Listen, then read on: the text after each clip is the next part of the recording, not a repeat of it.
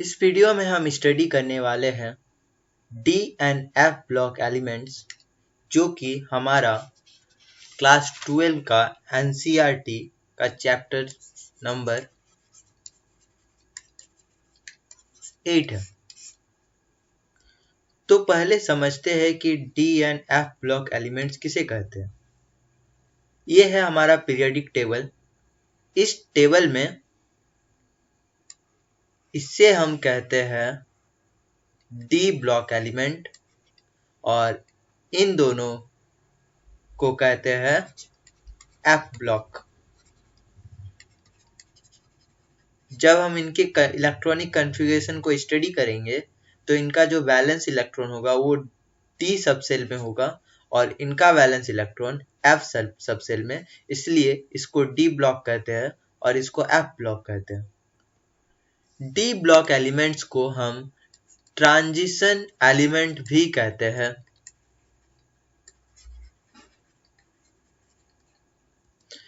D block element scandium से शुरू होती है और एटॉमिक नंबर 112, जो कि एक रेडियो एक्टिव एलिमेंट है, यहां तक जाती है। अगर हम इस ब्लॉक को सिलेक्ट करें तो हमारे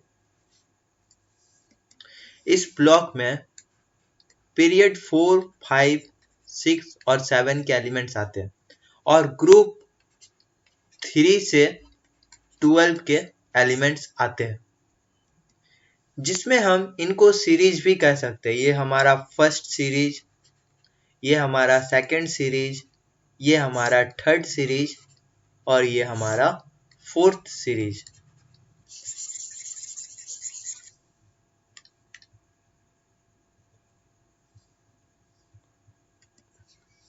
इस टेबल में फर्स्ट सीरीज के सारे एलिमेंट्स प्रेजेंट है, जैसे scandium, titanium, vanadium, chromium, manganese, ferrous, cobalt, निकल, कॉपर, जिंक। एटॉमिक नंबर 21 से 30 तक।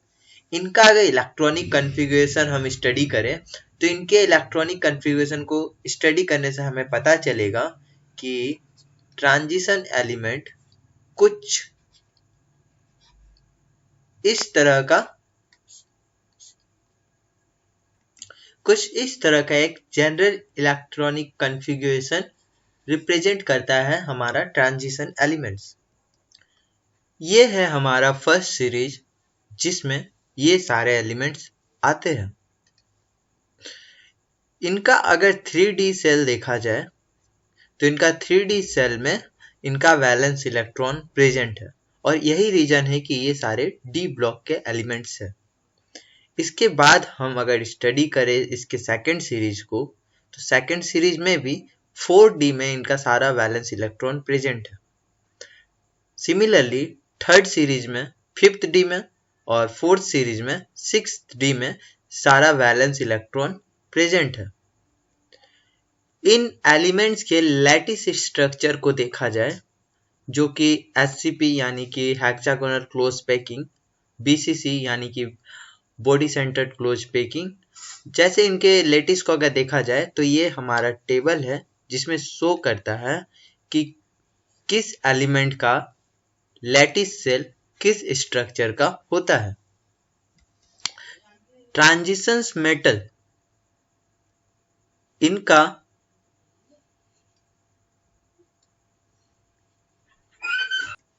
सिर्फ जिंक, कैडमियम और मरकरी को छोड़कर सारे एलिमेंट्स लो वॉलेटाइल होते हैं। इनका मेल्टिंग पॉइंट और बॉइलिंग पॉइंट काफी हाई होता है। इसके पीछे का रीजन है इनका डी ब्लॉक का एलिमेंट्स। इनके डी ब्लॉक में जो एलिमेंट्स होते हैं उनको ब्रेक करने के लिए इनको ज्यादा एनर्जी की जरूरत पड़ती है। ये ग्राफ शो करता है किस तरह इन एलिमेंट्स में मेल्टिंग पॉइंट कम और ज्यादा होता है। यहाँ इंक्रीज करता है और फिर एक पॉइंट में पहुंचने के बाद मेल्टिंग पॉइंट डिक्रीज करता है एटॉमिक नंबर के साथ। देखते हैं इनका एटॉमिक साइज और आयन का साइज कैसे इंक्रीज करता है और डिक्रीज करता है किसी ग्रुप में या पीरियड में, तो आयन का साइज धीरे धीरे डिक्रीज करता है रेडियस में अगर हम उसके एटॉमिक नंबर को इंक्रीज कर दें। ऐसा इसलिए क्योंकि एक नया इलेक्ट्रॉन डी सेल में आ जाता है और जिसके वजह से अगर ये हमारा एलिमेंट है और उसमें एक नया इलेक्ट्रॉन आ जाता है डी सेल में, तो ये रिपल्सन की वजह से साइज को और इंक्रीज कर देता है और जिसके वजह से इसका आयन का या एटम का साइज धीरे धीरे इंक्रीज करेगा विथ एटॉमिक नंबर। यहीं पे लैथेनॉइड कॉन्ट्रैक्शन के बारे में भी समझना जरूरी है। जो हमारा 4f सेल होता है वो 5d ऑर्बिटल से पहले फिल होता है। जो हमारा 4f सेल होता है ये 5d से पहले फिल होता है, इसको हम कहते हैं लैथेनॉइड कॉन्ट्रैक्शन। इसके पीछे का रीजन है इसका स्टेबिलिटी। 4f 5d के कंपेयर में ज्यादा स्टेबल होता है और इसीलिए 4f इलेक्ट्रॉन्स को पहले कैरी करता है। इसे हम क्लास 11 के चैप्टर्स में और भी डिटेल से स्टडी किए हैं। अगर आयोनाइजेशन इंथैल्पी के ट्रेंड को देखा जाए तो आयोनाइजेशन इंथैल्पी हमेशा इंक्रीज करता है जैसे जैसे हम एटॉमिक लेफ्ट से राइट की ओर जाएंगे, यानी एटॉमिक नंबर को इंक्रीज करेंगे वैसे वैसे आयोनाइजेशन इंथैल्पी भी इंक्रीज करेगा। इसके पीछे का रीजन है डी ऑर्बिटल में एक नया इलेक्ट्रॉन का ऐड हो जाना। ऑक्सीडेशन स्टेट की क्राइटेरिया को हम अगर देखें तो ये रिस्पेक्टिव एलिमेंट्स इस तरह के ऑक्सीडेशन स्टेट शो करते हैं। स्कैंडियम +3 का, टाइटेनियम +2 +3 +4 का, वैनेडियम इन सब का, क्रोमियम, और ये है इनका रिस्पेक्टिव ऑक्सीडेशन स्टेट, जिसमें मैग्नीज सबसे ज्यादा ऑक्सीडेशन स्टेट शो करता है। जब भी इन एलिमेंट्स में मैग्नेटिक फील्ड अप्लाई किया जाता है तो वो या तो डाईमैग्नेटिज्म शो करता है या तो पैरामैग्नेटिज्म। डाईमैग्नेटिज्म सब्सटेंस हम उनको कहते हैं जो मैग्नेटिक फील्ड में थोड़ा सा रिपेल करता है और पैरामैग्नेटिक उनको कहते हैं जो अट्रैक्ट करता है। उन एलिमेंट्स का अगर मैग्नेटिक मोमेंट हमें निकालना हो तो हम इस फॉर्मूला से निकाल सकते हैं, जहां ये रिप्रेजेंट करता है मैग्नेटिक मोमेंट को और n जो है ये है नंबर ऑफ अनपेयर्ड इलेक्ट्रॉन्स।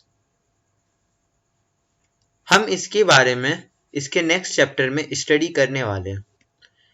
इस टेबल में आप देख सकते हैं हमारा आयंस और उन आयंस का जो मैग्नेटिक मोमेंट है वो स्कैंडियम 3+ से जिंक 2+ तक के बीच का कॉन्फ़िगरेशन और इनका अनपेयर्ड इलेक्ट्रॉन्स और उनका जो मैग्नेटिक मोमेंट हमें निकला वो।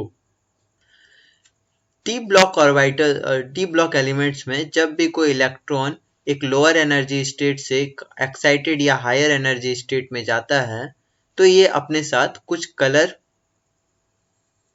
या तो एब्जॉर्ब करता है या तो रिलीज करता है, जिसके वजह से ज्यादातर डी ब्लॉक एलिमेंट्स कलरफुल होते हैं और उनका सॉल्यूशन या सॉल्ट भी कलरफुल होता है। जैसे कि इस टेबल में हम देख सकते हैं हमारा जो आयंस है इनका कलर कितना ज्यादा है, बस ये कुछ कलरलेस है, इनके अलावा सारे आयन कलरफुल है। डी ब्लॉक एलिमेंट्स काफी ज्यादा कॉम्प्लेक्स कंपाउंड्स बनाते हैं। इनमें से बहुत सारों को हम इसके नेक्स्ट चैप्टर में ही स्टडी करने वाले हैं और इनका कॉम्प्लेक्स कंपाउंड बनाने के पीछे का रीजन ये है कि इनका डी ब्लॉक का जो वैलेंस इलेक्ट्रॉन्स है वो अलग अलग ऑक्सीडेशन स्टेट शो करता है और इसके वजह से वो काफी सारे लिगैंड्स को अपने से जोड़ पाते हैं।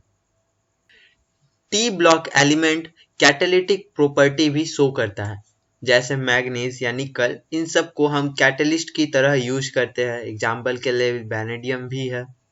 इसके पीछे का रीजन ये है कि वो एक्टिवेशन एनर्जी ला कर देता है किसी रिएक्शन के लिए और साथ ही साथ सरफेस भी प्रोवाइड करता है जहां पे रिएक्शन होगा। इसीलिए डी ब्लॉक एलिमेंट्स बहुत अच्छे कैटलिस्ट भी होते हैं। डी ब्लॉक एलिमेंट्स काफी सारे इंटरस्टेशियल कंपाउंड भी बनाते हैं जिनका मेल्टिंग पॉइंट काफी हाई होता है उनके प्योर मेटेलिक फॉर्म से। वो काफी हार्ड भी होते हैं और मेटेलिक कंडक्टिविटी भी काफी उनका ज्यादा होता है और साथ ही वो केमिकली इनर्ट होते हैं। इंटरस्टेशियल कंपाउंड जैसे कि TiC, Mn4n, Fe3H इन्हें कहा जा सकता है।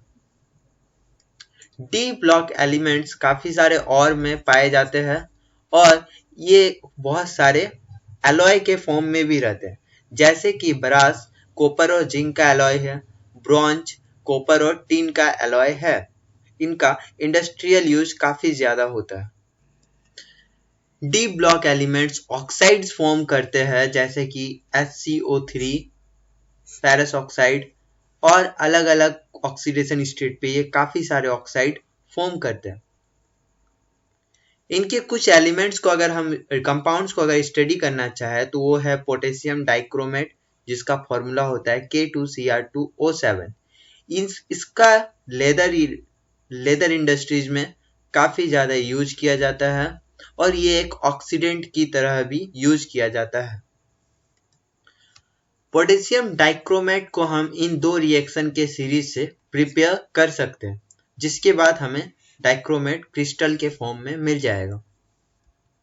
ये स्ट्रक्चर क्रोमेट आयंस और डाइक्रोमेट आयंस का है। इनको नोट डाउन कर लेना जरूरी है क्योंकि काफी टाइम एग्जाम में ये पूछे जाते हैं।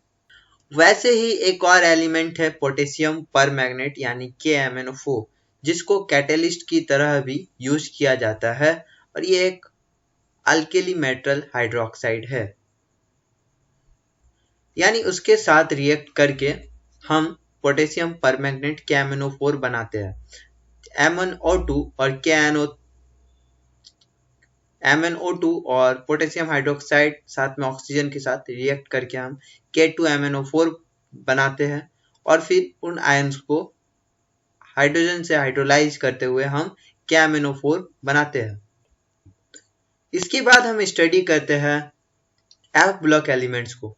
F ब्लॉक ये जो 57 से 72 के बीच के एलिमेंट्स है उनको हम F ब्लॉक कहते हैं और क्योंकि ये लैथेनाइड के बाद आता है तो इसको हम लैथेनॉइड्स भी कहते हैं और सेकेंड सीरीज एक्टिनॉइड्स के बाद आता है तो इसको हम एक्टिनॉइड्स भी कहते हैं। ये 90 से 103 के बीच आता है जो कि यहाँ पे प्लेस्ड है, इसको हम अलग से बॉटम में लिखते हैं। लैथेनॉइड्स के इलेक्ट्रॉनिक कॉन्फ़िगरेशन 4FN होता है जिसमें N 1 से 14 तक जा सकता है। एटॉमिक साइज लैंथेनम से लुटेटियम से तक डिक्रीज करता है और इस डिक्रीज को हम कहते हैं लैंथेनॉइड कॉन्ट्रैक्शन। ये है हमारे लैंथेनॉइड्स और उनके सिंबल साथ ही उनका इलेक्ट्रॉनिक कॉन्फ़िगरेशन। इनका इलेक्ट्रॉनिक कॉन्फ़िगरेशन 4F1 से 4F14 तक जाता है। लैंथेनॉइड सिल्वरी व्हाइट कलर का सॉफ्ट मेटल होता है जो कि बहुत जल्दी टर्नाइज कर जाता है यानी कि गायब हो सकता है। इसका हार्डनेस इंक्रीज करता है जैसे जैसे हम एटॉमिक नंबर को इंक्रीज करें। बहुत सारे लैंथेनॉइड आयंस कलरफुल होते हैं और सॉलिड स्टेट में या एक्वस स्टेट में पाए जाते हैं। अब इस ग्रुप को हम कहते हैं एक्टिनॉइड जो कि 90 से 103 तक चलता है। एक्टिनॉइड्स के लिस्ट को हम अगर प्रीफर करें तो ये है हमारा एक्टिनॉइड का लिस्ट, उनका सिंबल और उनका इलेक्ट्रॉनिक कॉन्फ़िगरेशन। इनका इलेक्ट्रॉनिक कॉन्फ़िगरेशन 61 से 5F14 तक जाता है। इनका आयोनिक साइज भी बिल्कुल लैंथेनॉइड की तरह ही डिक्रीज करता है और इसे हम कहते हैं एक्टिनॉइड कॉन्ट्रैक्शन। इनके एलिमेंट्स कुछ इस तरह के ऑक्सीडेशन स्टेट शो करते हैं। सबसे ज्यादा ऑक्सीडेशन स्टेट Np और Pu करता है और बाकी सारे लगभग 3 या 4, 5, 6 का ऑक्सीडेशन स्टेट शो करता है। एक्टिनोइड्स मेटल्स भी सिल्वरी कलर के होते हैं और इनका स्ट्रक्चर अलग अलग टाइप का हो सकता है। एक्टिनोइड्स काफी ज्यादा रिएक्टिव मेटल्स होते हैं। सो डी और एफ ब्लॉक के एलिमेंट्स का अगर हम यूज की बात करें तो इनका एप्लीकेशन काफी जगहों पे है, जैसे आयरन और स्टील का इंडस्ट्रियल यूज काफी सारा होता है। इसके अलावा निकल, क्रोमियम, मैग्नीज, इन सब के रिस्पेक्टिव यूज होते हैं, जैसे बैटरी इंडस्ट्रीज में, मेटल इंडस्ट्रीज में। बहुत सारे रिएक्शन में कैटलिस्ट की तरह